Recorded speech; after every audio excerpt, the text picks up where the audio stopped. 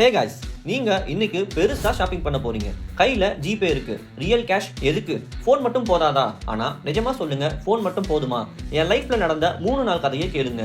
ஒரு நாள் பக்கத்துல இருக்க மளிகை கடையில போய் பொருள் வாங்கினேன். கடைசி நேரத்துல தான் கடைக்காரர் சொன்னாரு, எங்க கிட்ட ஜிபே கிடையாது, ஒன்லி கேஷ்னு. அந்த டைம்ல என்ன பண்றது? கையில ரியல் கேஷ் இல்லாததுனால வேற வழி இல்லாம எல்லா பொருளையும் திருப்பி கொடுத்துட்டு வெளியே வந்தேன்.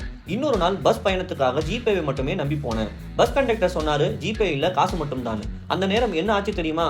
பஸ்ல இருக்க அண்ணா, அக்கா, தம்பி எல்லாத்தையும் போய் பணம் கேட்டு கெஞ்சினேன். யாரும் உதவி செய்யல. கடைசியில என்ன பண்ணாங்க? அடுத்த ஸ்டாப்ல இறங்குப்பான்னு பஸ்ல இருந்து இறக்கி விட்டுட்டாங்க. இன்டர்வியூக்காக ரெஸ்யூம் பிரிண்ட் அவுட் எடுக்க ₹2 கேஷ் இல்லாம ஜிபே இருக்க கடையை தேடி அலைஞ்சேன். இன்னொரு கேண்டிடேட் எனக்கு முன்னாடி போய் இன்டர்வியூ எடுக்கிறவரை இம்ப்ரெஸ் பண்ணிட்டாரு. வேலை போச்சு, லைஃபும் போச்சு. நீங்களும் என்ன மாதிரி கஷ்டப்படணுமா? நோ. நீங்க நினைக்கிறீங்க ஆன்லைன் கேஷ் போதும்னு. ஆனா உங்க டிரான்சாக்ஷன்ஸ் எவ்வளோ, எங்க செலவு பண்றீங்க, எதுக்காக செலவு பண்றீங்க, இந்த டேட்டா எல்லாமே யாருக்கோ போய்கிட்டு தான் இருக்கு. இந்த GPay, PhonePe, Paytm, UPI apps எல்லாமே உங்களோட ஃபினான்ஷியல் பிஹேவியர், அதாவது செலவு செய்யற விதத்தை ட்ராக் பண்ணி loan, promotions, offers, advertisement, spam calls எல்லாம் உங்களுக்கு வரதுக்கு காரணமாயிருக்கு. ஒரு பேங்க் ஆர் ஃபினான்ஸ் கம்பெனியை இமேஜின் பண்ணுங்க. அங்க வேலை பார்க்குற எல்லாருமே நல்லவங்க கிடையாது. உங்க அக்கௌண்ட்ல காலையில 10 மணிக்கு பணம் வந்ததுன்னா அதை நீங்க மட்டுமா பாக்குறீங்க? அவங்களும் பார்க்கலாம்ல.